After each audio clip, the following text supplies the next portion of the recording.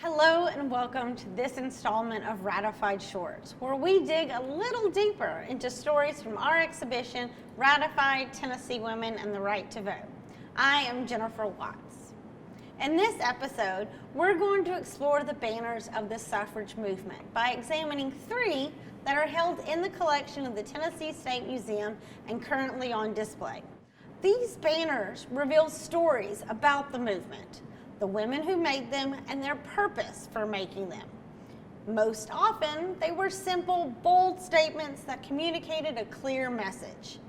Think of a hand-sewn tweet. But what are they, really?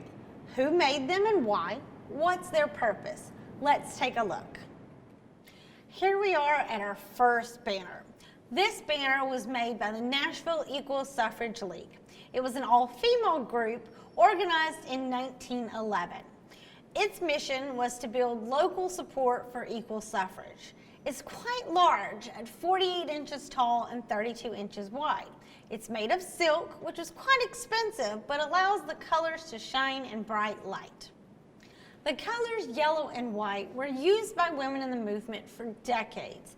The yellow dates back to the 1860s and was based on the sunflower, the state flower of Kansas, where a bill to include voting rights for black men and all women was up for debate. The white symbolizes the purity of their motives and can also be seen in the white dresses women wore during marches.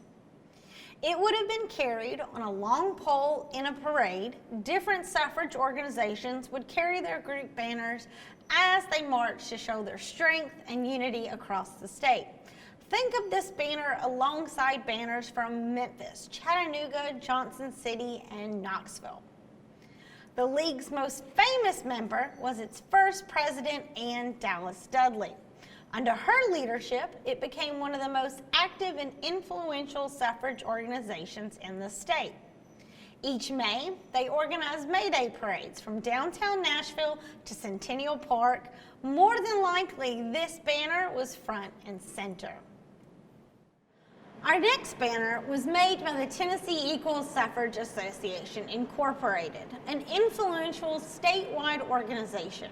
This banner shows what women wanted through its imagery. It's similar in size to the first one, measuring 53 inches tall and 34.5 inches wide.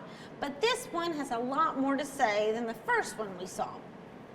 First, let's look at the tree. It symbolizes the Liberty Tree, an iconic symbol from the American Revolution. Suffragists believed if a woman had to pay taxes like a man, she should be able to vote like a man. Remember, no taxation without representation? The scales represent equal justice under the law. They wanted legal rights they had previously been denied. The rays of sunlight symbolize enlightenment. The rising sun may represent the hope and the dawning of a new day. Lastly, notice the INC at the bottom.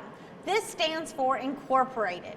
When Tessa split into two factions over a dispute, the INC was likely added to this banner.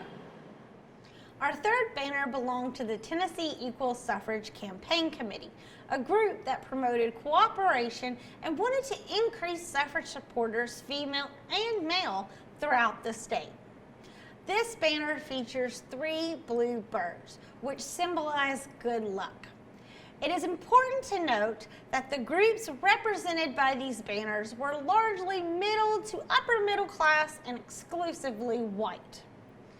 While the suffrage movement grew out of the abolitionist movement and black men and women fought for equal suffrage from the beginning, racist sentiment of the era prevented black suffragists from participating in all-white women's groups. So in turn, African American women created their own. This banner is not in our collection, as it is found at the National Museum of African American History and Culture in Washington, D.C. It is a great example of how African American women also use banners to promote their message. Mary Church Terrell from Memphis, Tennessee, was the first president of the National Association of Colored Women.